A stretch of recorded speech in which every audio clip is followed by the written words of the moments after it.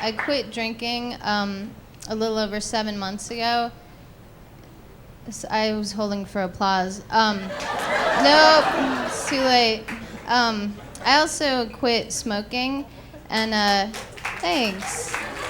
Thank you. Today is actually day 219 of Operation Stop Having Fun, and so far it's been a complete success.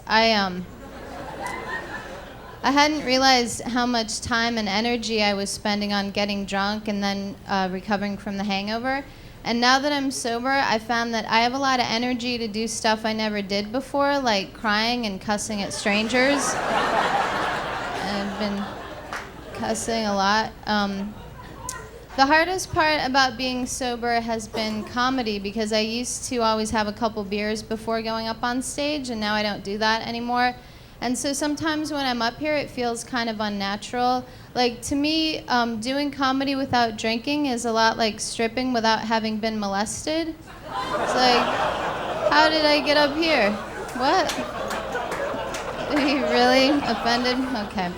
I don't believe you.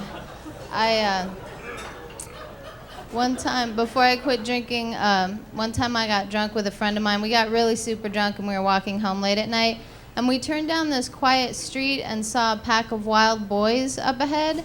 And she got really nervous, but I wasn't scared at first because I watched the nature shows. And if you're like a bison or something in the wild, not every pack of lions you walk past is hungry. Sometimes they've eaten right before you get there.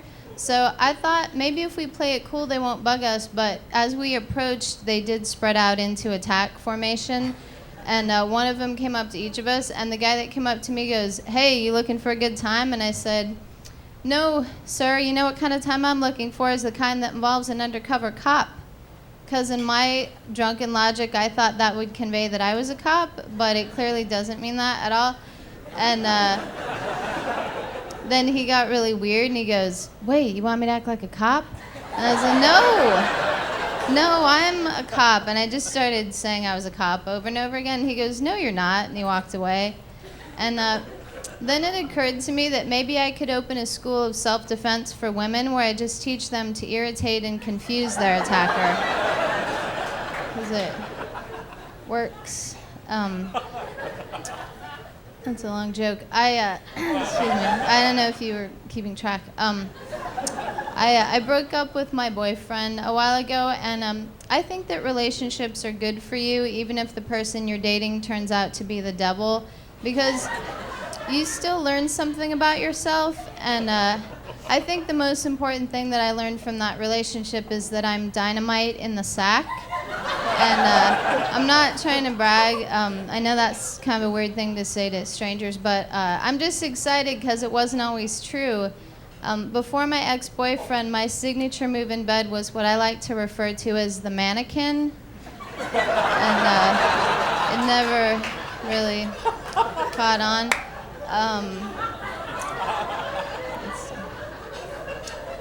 Excuse me. Speaking of gay, I don't understand. I'm not gay. I don't understand why people get so worked up about gay marriage. Like, I don't care who marries each other. But I do find some of the arguments against it kind of interesting. Like, I heard someone on the radio saying, if we open the door to gay marriage, then what's next? Like polygamists or people who want to marry their pets?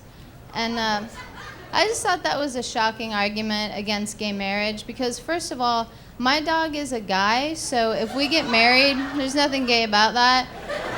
And secondly, if it weren't for the fact that we're not attracted to each other, I would marry my dog because I think that he would make a good husband because I think he would because he's really sweet and he's always happy to see me and he'll be dead in about 10 years. So, come on, ladies. Thanks. Sorry, fellas. I don't mean it. But I'm not married. Speaking of death, I had a birthday not too long ago, and I don't want to say how old I am because it's kind of taboo in show business, but I will tell you that I am of childbearing age.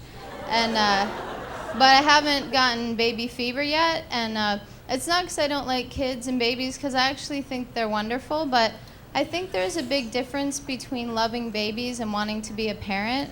Like, I think those two things are as different as loving roller coasters and wanting to do a carny. It's just not the same. Hey, thanks a lot, you guys. Enjoy the rest of the show.